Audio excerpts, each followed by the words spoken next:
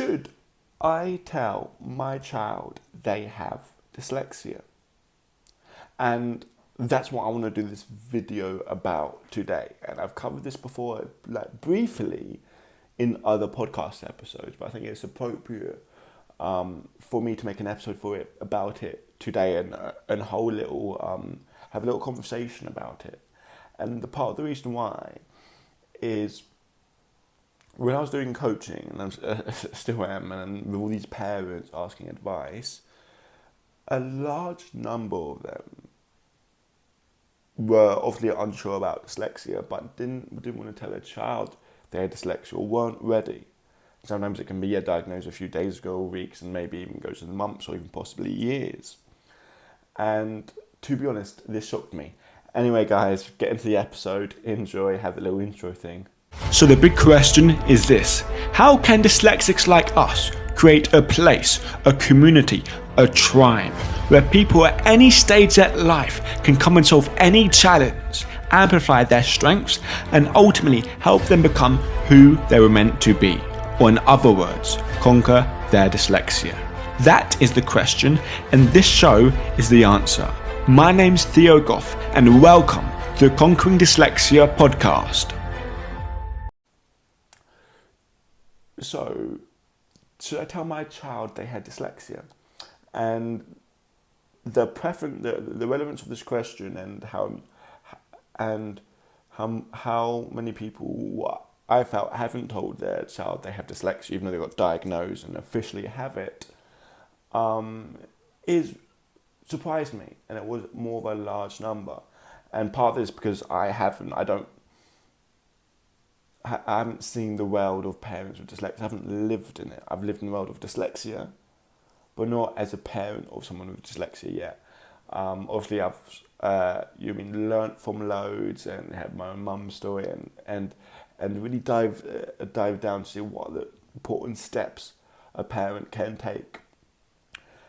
But there's one thing that I do believe more, and I kind of see from my own experience, is that if we don't label dyslexia with the word dyslexia, this kid's going to label the dyslexia as something else.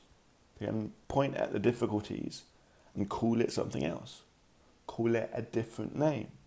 For example, it could be dumb, stupid, weird, awkward. And all these different identifying words, instead of saying what it is, your dyslexia. And I remember growing up and they're like thinking about labels. What is a label? Are labels good? Are labels bad? And a lot of times I'm growing up thinking labels are bad. Thinking, having this label, having this thing that defines me like something is not a good thing.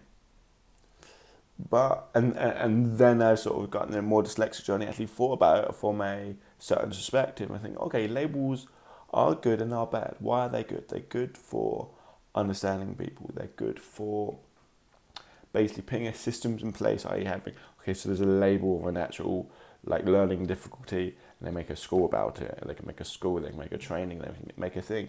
It's just about identifying, pitting basically two lines between your, identifying you, saying you're part of this, and then these are the common traits, and here are the common solutions, or here are the things that we can do about it. And it could be funding and a whole system in place around that. Go, okay, that's a benefit. Without identifying it, without labeling it, we won't have that. But then what's the negatives? The negatives is that it presupposes who we are. When I say presupposes, I think I pronounced that right. It basically tells us what we're good at and what we're not good at. And how can this be a negative, saying, we read somewhere or we learn somewhere that dyslexics find it hard to be organised? I don't know, I'm fighting this still all the time, but being organisation and being tidy, it's fighting the idea that saying, is this what I'm actually saying, or is this my identity? You know what I mean? When I say identity, is this who I am, or am I using this as an excuse to not, for example, my room's messy. I do tidy up and all that things, but it takes me a lot longer than everyone else, and I do half as good a job as everyone else. And is it because I'm lazy? Is it because my dyslexia is because I'm bad at it? Because I can do it, it just takes me, it sounds like reading, I can do it takes me longer and it's annoying and it hurts my head. Same with cleaning. But the whole point is that saying, like, am I reinforcing the bad thing because of my dyslexia? Or is it actually because of my dyslexia? And a lot of people can blame a lot more things. I remember this story of this one person who in school tutored dyslexic kids. And one dyslexic kid saying, I can't open the door because I'm dyslexic. And they're using their dyslexia as an excuse. And guess what? We all do that, parents and adults. Adults and children. And parents with dyslexic kids, oh my God, child can't do this, he's dyslexic or whatever. Everyone uses it as an excuse to some level. But it's about trying not to do it. And it's not a bad, it's part of human nature. In a sense, it's like saying, it's like finding out what you can and what you can't do. So that's kind of a bad side of dyslexia, and we don't have to define ourselves with something else. But one of the biggest positives, once you understand what dyslexia is and what it's not this big label that calls you down. It's just a way of that your brain's differently wired, differently thing, and it's not a learning disability by any means, because you can still learn, you just learn differently and learn in different ways. But what the biggest benefit of it, especially growing up, is identifying why you find certain things hard. And so you won't call yourself stupid, won't call yourself dumb, won't call yourself different. And then because you don't call yourself these things, you don't act in accordance to them. And because you don't act in that way in accordance to them, you won't get the same results as someone who's like that. Because if you know in these areas you struggle with, and then you can try and do things to help you, but you may still struggle with them and may carry on struggle with them, and people won't understand. People may say things, and yes, you have these feelings and these emotions, but understand that this is all temporary. This doesn't define who you are. And then in other things where you're good at, other things that you don't struggle massively at, lovely. But some people say, because they struggle so much in here, that lowers their self-esteem and their beliefs in themselves and what they can and what they can't do. When it goes to something they actually can do, they don't believe in themselves. And they don't try harder. And they don't work on the things. And understanding this dynamic is so important. So, should I tell my should I tell my child that they're diagnosed with dyslexia? Yes. 100% yes. Obviously, it's your choice. But I want to dive into why haven't you done it already? If you're a parent and you haven't done it, the moment you found out you're dyslexia, for example, if you found out, you've got this condition, you've got this health problem, would you say, I don't want to tell them? No, you would tell them because it's better to know than to not know. But why do we do dyslexia? Because one of the reasons is that they don't want your child to be limited with the label of dyslexia. And the reason why the number one reason why you would say that as a parent, because you don't understand dyslexia. That's it. You don't understand dyslexia, and that's fine. Teachers don't understand dyslexia, and educators don't. But realize that you don't. If you listen to this, then you're obviously on the journey of learning about dyslexia and taking it more in. But learn more about dyslexia. Learn more about dyslexia. And there's 3 books I always recommend: The Gift of Dyslexia, Overcoming Dyslexia, and The Dyslexia Advantage. And I'll leave a link down below for my coaching things. We can talk through all this stuff as well. As a parent, if you have a kid with dyslexia, my time's changed a bit because of stuff. But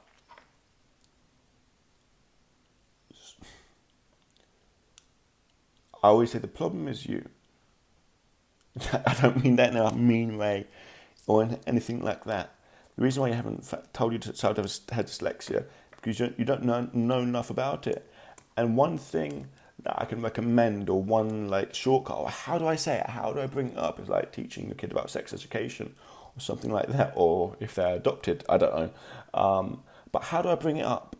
How do I kind of go about it, and what's the kind of things to say? Well, I'd say try and learn it about yourself, but also a good shortcut would be like, I kind of remember the story, but I remember my dad and mum saying the story to me more. Basically, when I got diagnosed with dyslexia, this woman called a very much incredibly intelligent, smart woman who diagnosed me. Who later said I had one of the most severe dyslexics in England. Basically, when we found out I had dyslexia, we were sitting in a room in the little like baby kid chairs. You know, like the kid chairs. My dad could barely fit on it. But as I was chatting to my parents, and you mean when parents talking when you're like 5, 6 years old, you're not aware of it. You like go straight over your head. And then she got up out of a chair and she was chatting. I know they were chatting about me, but I didn't know quite what. She leant down next to me, like to get eye level. She said, "You know what?" She said, "You have something amazing. You have something called dyslexia." Go, "Oh, what's dyslexia?" And she said, "Do you know Albert Einstein?" I was like, "Well, yeah, he's really smart." And she's like, "Yeah, Albert Einstein's the most smartest man in the world." And she said, "You know what? He's got dyslexia, and you got it too." And then a massive smile from ear to ear went across my face. I was like, wow, I have this thing that makes me so smart called dyslexia. And honestly, I think she said something after about it being like, saying makes your mind different and find something's hard. I don't remember. But that whole point, I remember like introducing myself, saying, "Hi, my name's Theo and I have dyslexia." And then people go, "Oh, I have dyslexia." And my mum would go, "No, he's got severe dyslexia." And like, but that whole pre-frame of that, it's a new thing. It's this unique thing that you have, something special that you have. And then use it for something special. It's not like, "Oh no, I'm sorry, you have dyslexia." Because it doesn't matter if you're told it or not. The day before the diagnosis and the day after, guess what? You're the same person. Nothing changes. And learning that and going around in that approach. So that's one little tip I would give to you as a parent. If you like take your child from tutoring or something like that, with someone who's got a very positive idea about dyslexia, very positive idea. So you could just, well, like, how do you explain dyslexia to a kid? And then get your kid in and get them to explain it. Yeah, and that's basically it. I hope you're doing good, guys. And for the coaching, completely free coaching, helping your parent or your child has dyslexia, I can help you out, or dyslexia yourself, link below. And if you know a parent who's recently got the child who found out dyslexia, you can send this to them. All right, guys, take care, farewell, and bye.